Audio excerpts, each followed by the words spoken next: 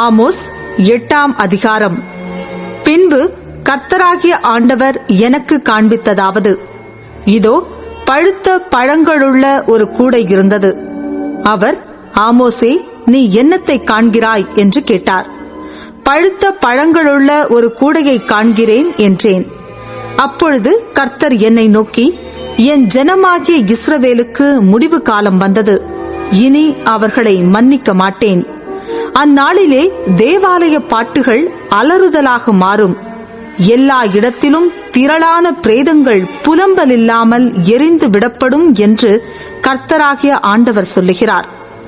தேசத்தில் சிறுமைப்பட்டவர்களை ஒழிய பண்ண எளியவர்களை விழுங்கி, நாங்கள் மரக்காலை குறைத்து சேக்கல் நிறையை அதிகமாக்கி கள்ளத்தராசினால் வஞ்சித்து தரித்திரரை பணத்துக்கும் எளியவர்களை ஒரு ஜோடு பாதரட்சைக்கும் கொள்ளும்படிக்கும் தானியத்தின் பதரை விற்கும்படிக்கும் நாங்கள் தவசம் விற்கத்தக்கதாக மாத பிறப்பும் நாங்கள் தானியத்தின் பண்டசாலைகளை திறக்கத்தக்கதாக ஓய்வு நாளும் எப்போது முடியும் என்று சொல்லுகிறவர்களே, இதை கேளுங்கள்.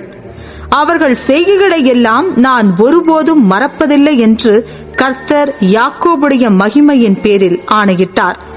இது நிமித்தம் தேசம் அதிரவும் அதன் குடிகள் எல்லாம் துக்கிக்கவும் எங்கும் நதிகளாய் புரண்டோடவும் எகிப்தின் ஆற்று வெள்ளத்தைப் போல் அடித்து பெருவெள்ளமாகவும் வேண்டாமோ?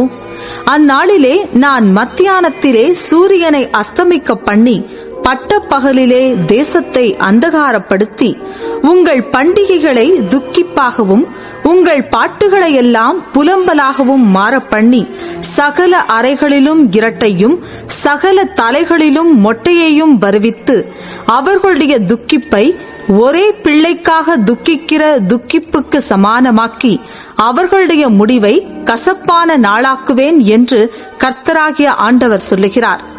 இதோ நான் தேசத்தின் மேல் பஞ்சத்தை அனுப்பும் நாட்கள் வரும்.